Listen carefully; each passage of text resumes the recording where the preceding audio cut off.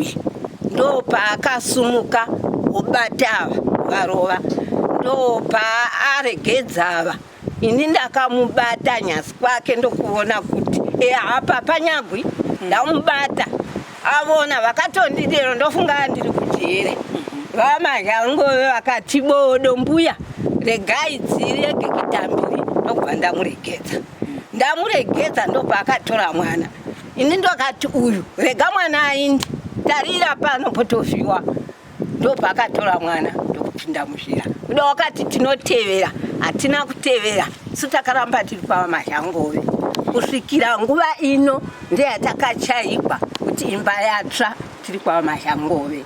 Ndaiti chero ndikafunza kuti ndodawo chikafu aingondituka chiti uri mukadzi ere haunaki chichi saka shokora yenyaya undibata ndirore kuti ndonzi handidi hausi mukadzi. Saka akazombokumbira regere kuna nababa wangu mama muna Mei. Saka akangobva angonditi mbama chivhara dhoo ndobva avhara dhoo ndakarohwa mavanga nawo soga muviri tedza kamera kuti one kuti atiratidze kuti papi pane mavanga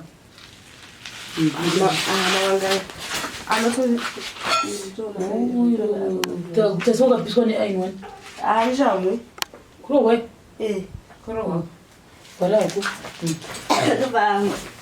ndobva ndirova kandidzura vhudzi racho rakadotsvira muno vhudzi rangu ranga rakawanda ndikazvimba kumesona ndakadaishora mukatara neruoko uku apa kusauti kwawairohwa oipa akakudzura vhudzi wakabva waritora ukarichengeta saka rakatongotsvira muno nandakaya naro chero vana baba vangu vakariona kwaberechina ndobva ndikarohwa ndakata 5 days ndichimwa mvura ndisingagoni kana kusimuka ndarohwa paya ndikangomaketa kuenda kumapotato sukuya ndichingorwara ndichishingira ndichiti ndoda kuuyisa mwana kupi kuno kuZimbabwe because upenyu hwacho ukaoma svika ndashanda svika ndikangobatanidza mari ndikauyisa mwana ndakaiva uri musi wa3 basi rakazombofara road ndakausvika kuda musi wa7 kunoko ndikadzokera musi wa18 because September last month saka takazoti vakati 1 October ndopamodi tatakapawa matiketi ekuzotanga futi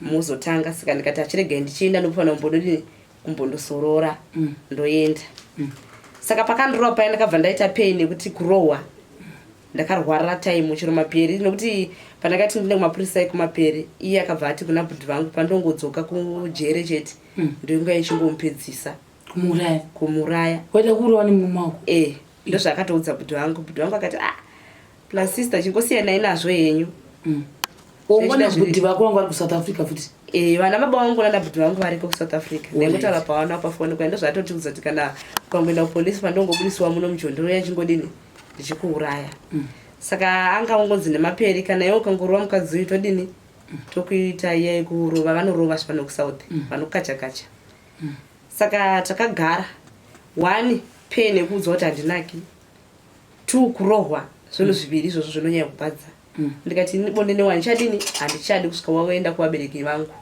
because haungarari nene because unochinditi handinaki ndofila sei plus wandirova zvefuti ndobva tagara ipapo because ndaiudzwa nevanhu kuti murume wako ari kuti nda kukubaya nebanga ndigotiza pasi mari ndiyasidini yasina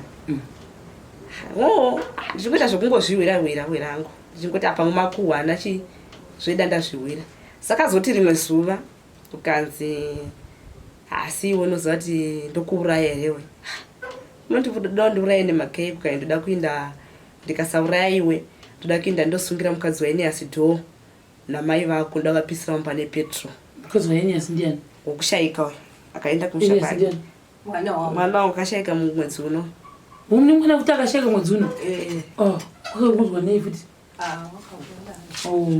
sorry nematambudziko mwedzi uno wamapisirwa imba ndio mwedzi washayika takamuchengeta musi wa12 October uno saka mukadzi wabhudhi wako kushayika vanga achigara pano namai bhudhi wako vanga achigara ipi avari kuSouth paZZ vachiita kumapotatoes ikoko futi ivo vaiva pano padhuze nemesina ndopavanga vaibva vashayikira kubva wayana mukune iwewe zviyo zvaivamo masaga 15 15 kozouya nzungu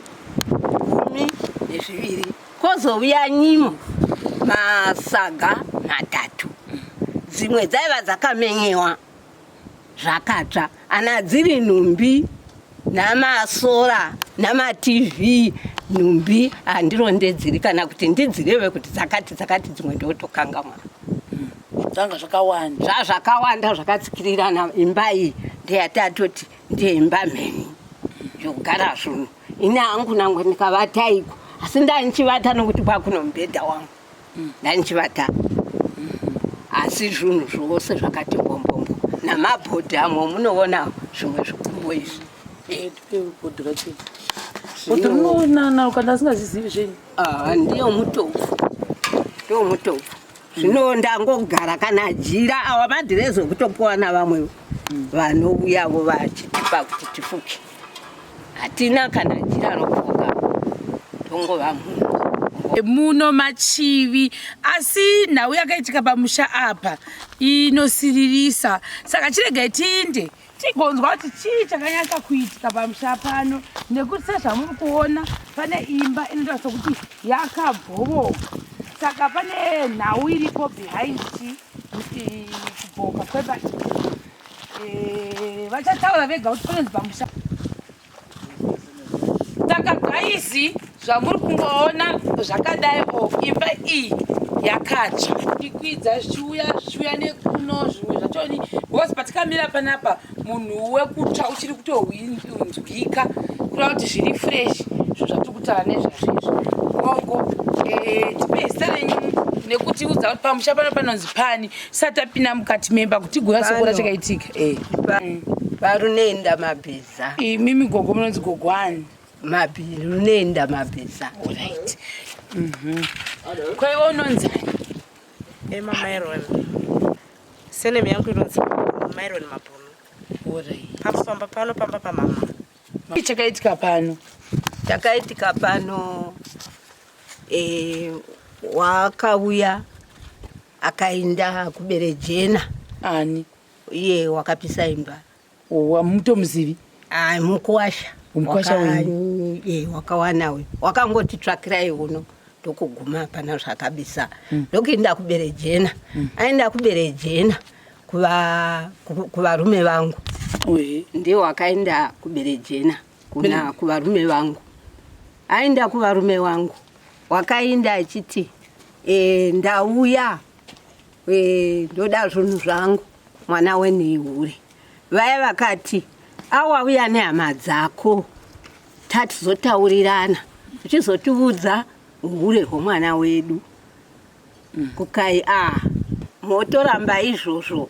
Ndopati kuvarume vangu, ini ndoenda kundoparadza kukoko ndovakasha zvinhu zvangu, ndoenda kundoparadza. Zvinhu zvipi? Iyoyo mari zvekuti tsvakirai uno. Ndopaakauya muzhira. Avo ndokuchaya foni kuti wauyako ototizai, nokuti wakaenda kumakuseni usiku. Otizai mafa. Ndopatakatiza isu ndokuenda kumapurisa Miriko. Taenda kumapurisa ndopatakandogara. Mupurisa wakachaya foni kienda kwa Chivi. Vokwa Chivi vakati tozviona mangwana kwaidza. Vadero kuti tozviona mangwana. Wakafonegwa ndinyambirai mumupurisa. Ndipowo nhamba dzokuti tifonerani, tifonere kwa Chivi nokupuwa nokufonera. Vaya vakanonoka kuuya vokwa Chivi. Uya wakauya ndokuti tsvaka wakawanikwa pano isi tiri kumapurisa. Vai vani vamazhangove ndokwatai vatigere. Ndokusvika asvika tigere pamazhangove. Ndopakati muri pano vamazhangove. Ndauya ndabva kwavasabhuku. Zvandabva kwavasabhuku ndati ava ndoda kuvaisa kudare kwavo. Ati heya kana wavaisa kudare asi nawakuti mandisungisa. Vai vati ndokusungisa pano ofisi. Hapana ofisi pano. Isi takatomirira voko ofisi kuti vadi vauye. Ndopaakasumuka obata ava varova ndopa aregedzava ini ndakamubata nyasi kwake ndokuona kuti apa panyagwi ndamubata avona vakatondidero ndofunga ndiri kujere vamazhangove vakati bodo mbuya regai dzirege kitambiri ndobva ndamuregedza ndobva akatora mwana ini ndokati uyu rega mwana aindi tarira pano potozviwa ndobva akatora mwana ndokupinda muzhira kuda wakati tinotevera hatina kutevera isu takaramba tiri pamazhangove kusvikira nguva ino ndeyatakachayikwa kuti imba yatsva tiri pamazhangove ndopatakauya navashi kufirimara naivo vamazhangove tikawanikwa pano pana vanhurume vaviri vanhukadzi vaviri vachigwa nokudii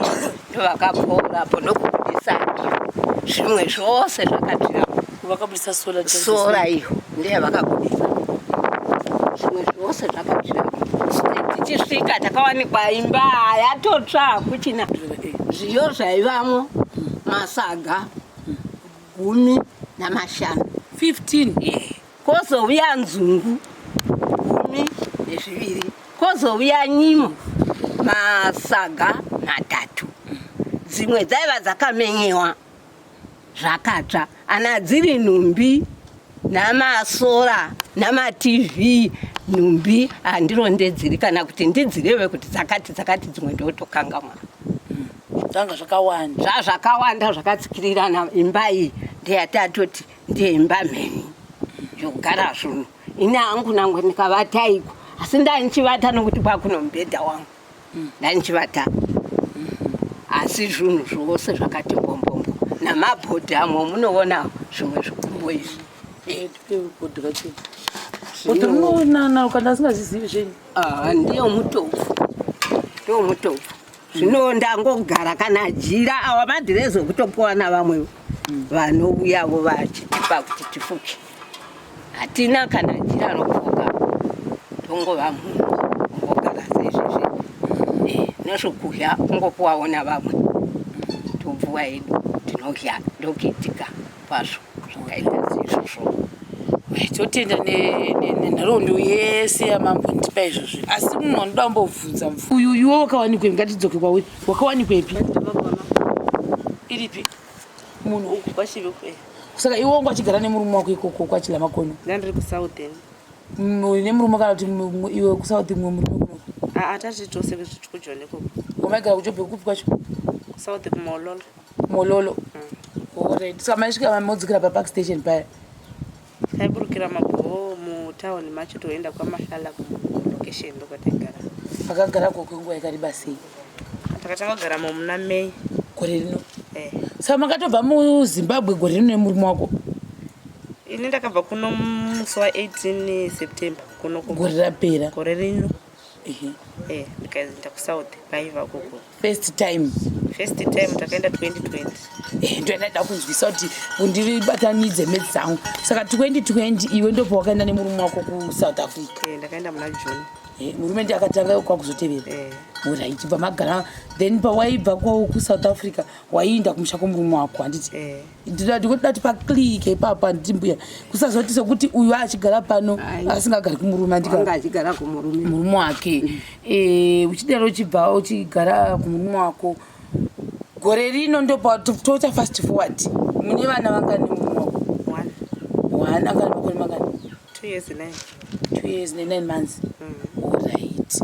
iwe kuSouth Africa wanga achishanda kana kuti murume ndiye angashanda ndaishanda kumurume anga asingashanda akatanga kuenda kuSouth Africa murume achinotsvaga kundoshava ndokushaiwa basa aishanda akatanga achimboshanda achiita zvekuvaka saka kwakusisina mabasa ekuvaka saka ndindaingoshanda mudzimba dzavanhu waita mapiece job ekushanda mudzimba kusvika gore ripi rineri kusvika muna April gore rino iri ndobva tazobva ikoko tikaenda kumaololo kumapurazi saka ndo ndakatanga kushanda muna June kumapurazi tikambomira muna August September musi wa29 ndopandakazotanga kuzoshanda futi mumapurazi alright maiite kumapurazi ndainonga mapotatoes zvisina murume wako anga asingadi kumandonga wanzi neyandarwadza Ako iwe wanza ukwadziwi.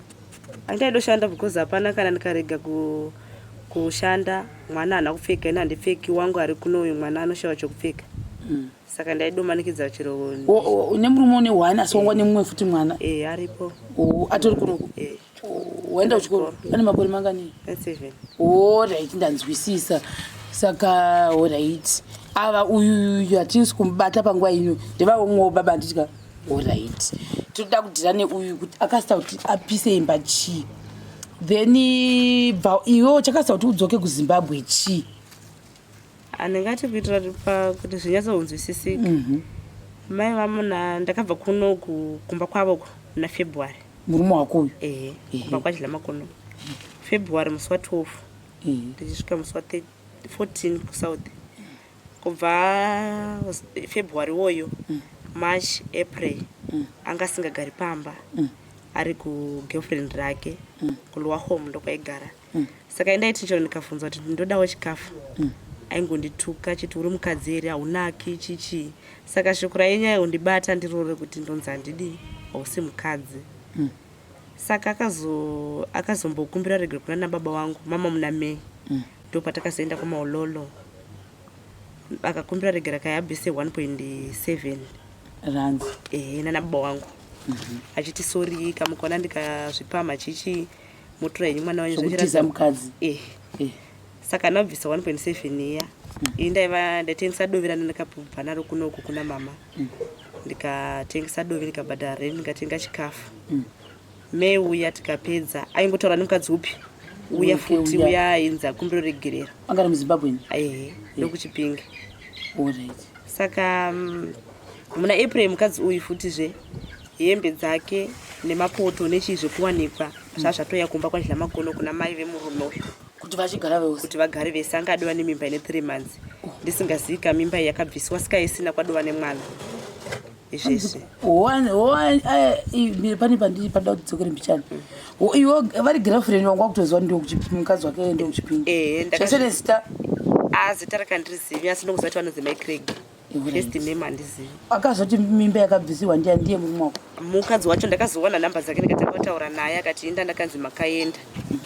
Saka ndiri kuda kuhlamara kuti muripo indadova nemimba. Asi kana ikabvuma ndoibvisa kunzi yayo kana yaramba asi ndichangogara nayo kana ichinge yaramba kubva mimba yacho. Saka muna June waiva musi wa 20 June akanzi nemukoma wake uya tite roofing kuBakersford. Ndobva ndikadotanga kuramba ndikati uyu munhu unongoenda kumukadzi wake nhema. Apa aidotaura nemukadzi uya kuti ndiri kutoyako. Ndobva aenda kumukadzi uya anga akatombonditiza kana nehembe dzake dzakanaka kumukadzi uya chinondogarako. Asvika akamhanyiswa nevanhu vekumukadzi uya we ndokwakudzoka back ndokwakazokumbira regero kuna nababa wangu tikagara tese but haana kubhadhara mariya takangogara asina kudini asina kubhadhara. Saka pakaenda kuya uku akandopedza kuvhiki akazodzoka musi wa 29 kumaololo. Saka mukadzi uya akandifundira musi wa 28. Mai ashi babashi wake kuno akapfeka hembe dzakadai exactly ndozvanga vakadini vakapfeka kuti vadoya kukatsvaga imba kuno vakadoti ndodoya chibhadhara rent chichi. Saka inauya ndakarekodha 56 minutes dzakafoniwa nemukadzi uyu achitaura neni achitaura zvakawandawo maaudios aitaurwa nababashi aindisendera zvese kuti ndizive kuti iwo uri kunzi haunaki zvese ndaisenderwa maaudio evoice rake randoziva. Aisenda ndiani? Mukadzi wacho girlfriend. Kweyo girlfriend iwo chakukara kutaura business girlfriend. Because ndiye akazokutsendera maaudio aitaurwa nemurume wako. Anoziva kuti girlfriend ndoita zvinonyonya mumwe munhu wokutanga. Handozviziva. Saka sei aizomanyira kutumira izvozvo izvo? Izvozvo ndozviziva. Iye chakaitika chokuti akati ini ndakanzi makaenda nezvikonzero zvinoti ndasingadozivi kuti muriko. Ndachingodoti munhu ise kuti nguva dzose pandaimuda panzvimbo ndaimuwana. Saka ndachidwa nebelief yekuti ndosaka ndakadoendesa ndiro dzangu nemagumbezi muna May ndati ndakunowanikwa. Nokuti ndakaziva kuti mamhuko. Hapana kana munhu akamuudza. Hapana hama imwe munhu aitaura naye nditete vamwe vanongonzi tete handiziti vane ukama here vatete vacho. Asi vanonzi vanobva peneruka Chivuku. Vatete vacho vanongonzi vatete ndovaisiva ava pati vana bamukuru vacho. Ava madzikoma emurume uyo vanga vasingazvizivi.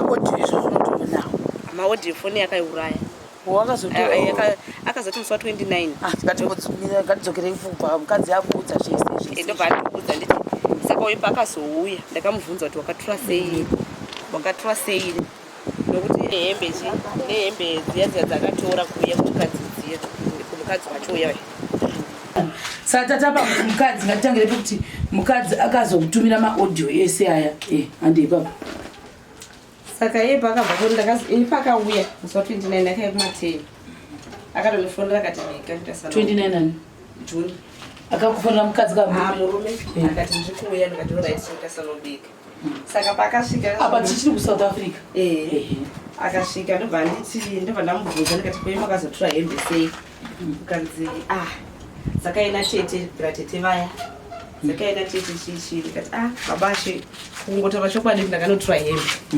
mukutaura kuti ndakanotora hembe ndakanotora hembe chichi ndanakuudza izvozvo udopindura nerafia ndikati mukadzi wako wangotaura audio iripo ndobva ndatanga kuplaya audio iya yerekodhi iya saka uyu mukadzi uyu aiva pawhatsapp achitumira maaudio avaitaura mukadzi yandobva afona ndobva ndadayira foni kakanzi babashe vasvika ndikati vasvika ukanzi isai foni paloud ndobva ndangoisa foni paloud ukai babashe chinonisa chekuti uri kushungurudza mukadzi wako neni takasiyana mukadzi wako mudiki paneni zviri nani kana usingadi mai ashungu waudza kuti nandidini patakadanana pakakwana pane kusoiwa achishungurudza mwana wavaridzi ndobva tanga kutaura nyaya dziya dzadini dzaita futi dziya ndikati manga muchiramba wani muchiti handina kuinda kutarai vakufona futi vachitaura foni ndakangonyarara saka akangobva angonditi mbama achivhara dhoo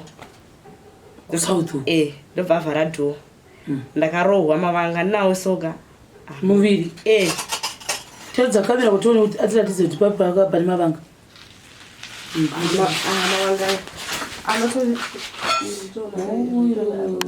tasokapiswa neainwani aishamwe kurohwa kurohwa varako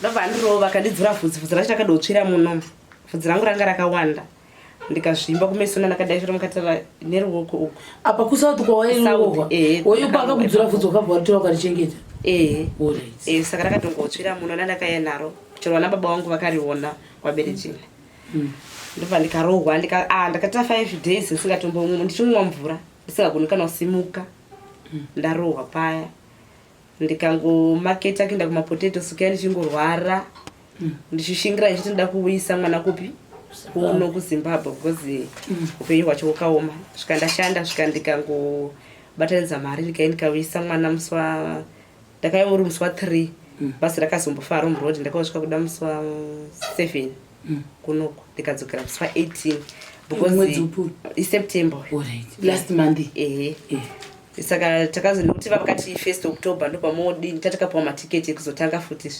muzotanga saka ndikati achiregai ndichienda ndopafana kumbonosorora ndoenda saka pakandirova paya ndakabva ndaita pain nekuti kurohwa ndakarwara time chero maperi nokuti pandakati ndine kumapurisa ekumaperi iye akabva ati kuna bhudhi vangu pandongodzoka kujere chete ndonga ichingomupedzisa kumuraya waida kurohwa nemumako ndozvaakatoudza bhudhi vangu akati plus sister chingosiyanai nazvo henyu ongona bhudhi vako vangu vari kuSouth Africa futi vana baba vangu nana bhudhi vangu variko kuSouth Africa ndaingotaura pawana pafoni kwaenda zvatoti kuzoti kana ukangoenda kupolisi pandongobudisiwa muno muchondoro yachingodini ndichikuuraya saka anga ungonzi nemaperi kana iwe ukangorova mukadzi uyu todini tokuita iye kurova vanorova zvipano kuSouth vanokacha saka takagara 1 pain ekuudzwa kuti handinaki 2 kurohwa zvinhu zviviri izvozvo zvinonyanya kubhadza ndikati bonde newani chadini handichadi kusvika waenda kuvabereki vangu